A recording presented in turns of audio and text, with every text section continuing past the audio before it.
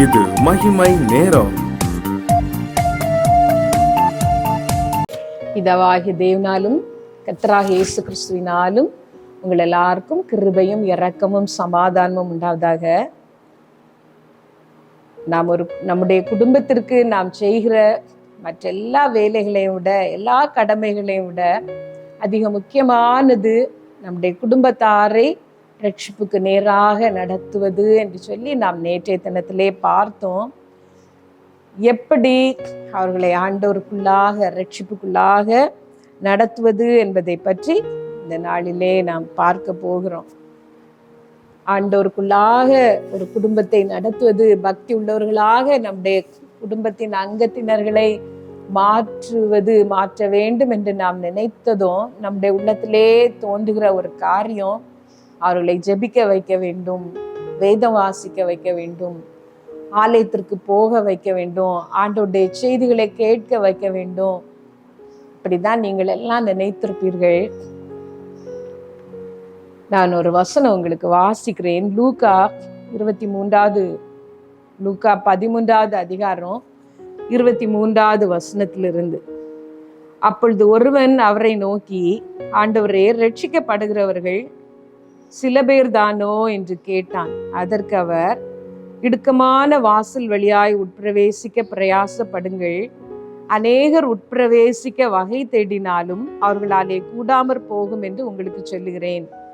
வீட்டெஜமான் எழுந்து கதவை பூட்டின பின்பு நீங்கள் வெளியே நின்று, ஆண்டவரே, ஆண்டவரே, எங்களுக்கு திறக்க வேண்டும் என்று சொல்லி கதவை தட்டும்போது அவர் பிரதியுத்தரமாக, நீங்கள் எவ்விடத்தாரோ, உங்களை அறியேன் என்று உங்களுக்கு சொல்லுவார். அப்பொழுது நீங்கள், உம்முடைய சமூகத்தில் போஜன பானம் பண்ணினோமே, நீர் எங்கள் வீதிகளில் போதகம் பண்ணினீரே என்று சொல்லுவீர்கள்.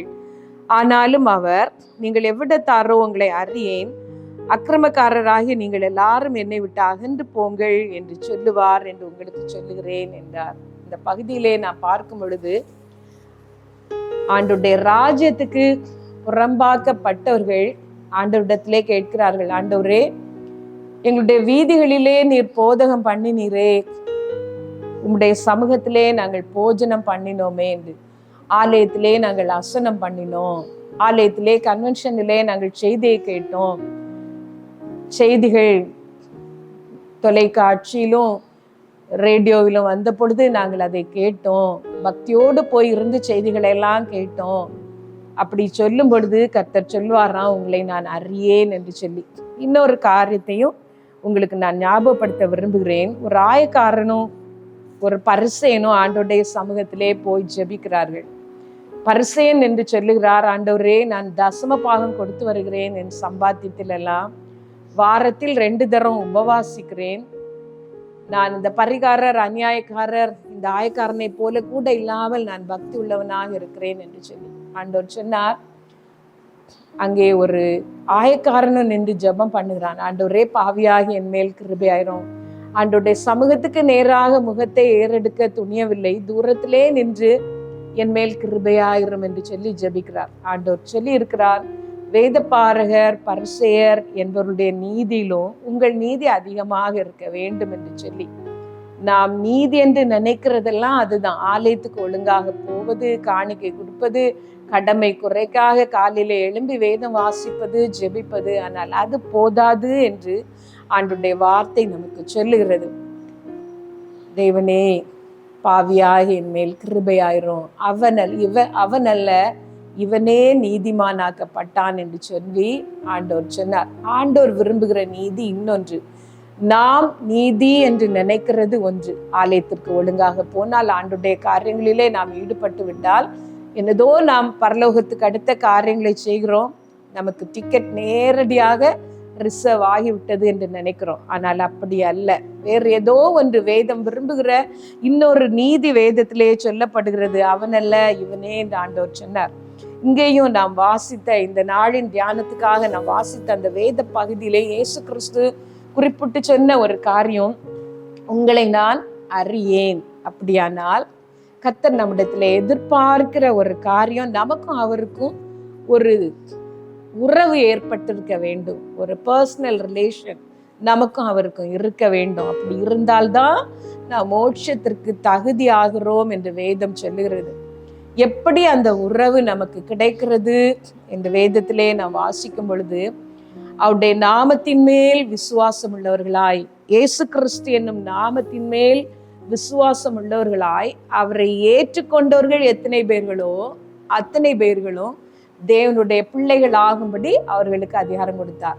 பிள்ளைகள் என்று சொல்லுகிற ஒரு உறவு நமக்கும் அவருக்கும் ஏற்பட்டிருக்க வேண்டும். பிதாவுக்கும் வானத்தையும் பூமியும் உண்டாக்கின சர்வ வல்லமையுள்ள தேவனுக்கும் நமக்கும் எப்பொழுது பிள்ளை என்கிற ஒரு உறவு ஏற்படுகிறது என்றால், இயேசு கிறிஸ்துவின் இரத்தத்தினாலே நாம் கழுவப்படும் பொழுது நம்முடைய நீதிகள் எல்லாம் பரலோகம் அங்கீகரிப்பதில்லை. பரலோகம் அங்கீகரிக்கிற ஒரே ஒரு நீதி, இயேசு கிறிஸ்து நமக்காக பாவமானார், நம்முடைய மீறுதல்களின் நிமித்தம் அவர் காயப்பட்டு, நம்முடைய அக்கிரமங்களின் நிமித்தம் அவர் நொறுக்கப்பட்டார் என்பதே. யாரெல்லாம் அதை அங்கீகரித்து ஏற்றுக்கொண்டு, இயேசுவே உம்முடைய பரிசுத்த இரத்தத்தினால் என்னை கழுவும், என்னுடைய சுய நீதினாலையும் கிரியைகளினாலையும் நான் அந்த மோட்ச ராஜ்யத்திற்கு வர முடியாது, நான் செய்கிற தான தர்மங்களும் புண்ணிய கிரியைகளும் என்னை மோட்ச ராஜ்யத்திற்கு கொண்டு வர முடியாது, ஒரே ஒரு காரியம், நானே வழி, நானே சத்தியம், நானே ஜீவன், நானே வாசல் என்று சொன்ன அந்த இயேசு கிறிஸ்து வழியாகத்தான் நாம் மோட்சத்திற்கு வர முடியும் என்பதை நாம் ஏற்றுக்கொண்டு அவரை நமக்குரியவர்களாக, நம்முடைய தேவனாக, நமக்கு எல்லாமாக நாம் அங்கீகரிக்கும் பொழுது அந்த பரலோக ராஜ்யம் நமக்கு வாக்கு பண்ணப்படுகிறது. இந்த வாரத்திலே நாம் தியானிக்கிறது, எப்படி நம்முடைய குடும்பத்தின் அங்கத்தினர்களை ஆண்டவருடைய ராஜ்யத்தை சுதந்திரிக்கிறவர்களாக மாற்றுவது, நாம் எப்படி கர்த்தரை சேவிக்கிறவர்களாக மாறுவது என்பதை தான். நீங்கள் ரட்சிக்கப்பட்டிருக்கிறீர்கள், இயேசு கிறிஸ்துவை ஏற்றுக்கொண்டிருக்கிறீர்கள், அவரே உங்கள் குல தெய்வமாக உங்களுக்கு எல்லாமாக மாறி இருக்கிறார் என்று நான் நம்புகிறேன். அப்படி இல்லாத பட்சத்திலே முதலாவது நீங்கள் மாற வேண்டும், நீங்கள் அவரை ஏற்றுக்கொள்ள வேண்டும். இயேசு கிறிஸ்துவை உங்களுக்கு எல்லாமாக நீங்கள் ஏற்றுக்கொள்ள வேண்டும். இயேசுப்பா, உங்களுடைய இரத்தத்தினால் என்னுடைய பாவங்களை கழுவும், நான் செய்த பாவங்கள் நிறைய உண்டு, என் தாய் என்னை பாவத்தில் கர்ப்பந்தரித்தாள் என்று சொல்லி என்னை தொடர்ந்து வருகிற பாவங்கள் நிறைய உண்டு, எல்லாவற்றையும் கழுவ வல்லமை உள்ளது, உங்களுடைய இரத்தம் என்னை கழுவும் என்று கேளுங்கள். அப்படி ரட்சிக்கப்பட்ட நீங்கள் அடுத்தது செய்ய வேண்டியது, உங்களுடைய குடும்பத்தின் அங்கத்தினர்கள் அந்த ஒரு உறவை கர்த்தரோடு ஏற்படுத்தி கொள்ளும்படி நீங்கள் பிரயாசப்பட வேண்டியது. ஆலயத்துக்கு பிள்ளைகள் போகிறார்கள், சண்டே கிளாஸ்ல முதல் மதிப்பெண் எடுக்கிறார்கள், அங்கே எல்லாவற்றிலும் அங்கத்துவம் வைக்கிறார்கள் என்பதிலே திருப்திப்படாமல் இயேசு கிறிஸ்துவோடு அவர்களுக்கு ஒரு பந்தம், ஒரு உறவு ஏற்பட்டிருக்கிறதா என்று பாருங்கள்.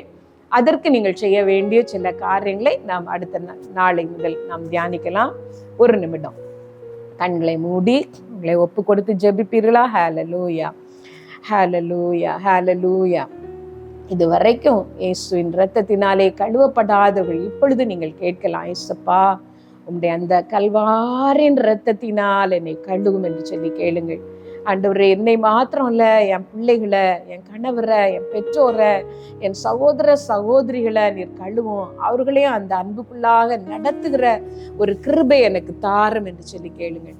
நான் பாவ சேற்றினிலே வாழ்ந்தேன், நான் சாபத்திலே வாழ்ந்தேன், நான் பாவ சேற்றினிலே வாழ்ந்தேன், நான் சாபத்திலே மாண்டேன், எண்ணில் அடங்கா பாவங்கள் போக்கி ஏசன்னை மீட்டாரே, எண்ணில் அடங்கா பாவங்கள் போக்கி ஏசன்னை மீட்டாரே. எங்கள் நல்ல தகப்பனே, எங்கள் ஒவ்வொருவரையும் கழுவி சுத்திகரியம்பா. இன்று எண்ணப்படும் அளவும் எங்களை பரிசுத்தமாக்கி கொண்டேரும். அதோடு கூட மற்றவர்களையும் உங்களுடைய அன்புக்குள் நடத்துகிற கிருபைகளை எங்களுக்கு தாரும். இயேசு நாமத்துல ஜெபிக்கிறோம் ஜீவனுள்ள எங்கள் நல்ல பிதாவே, ஆமென்.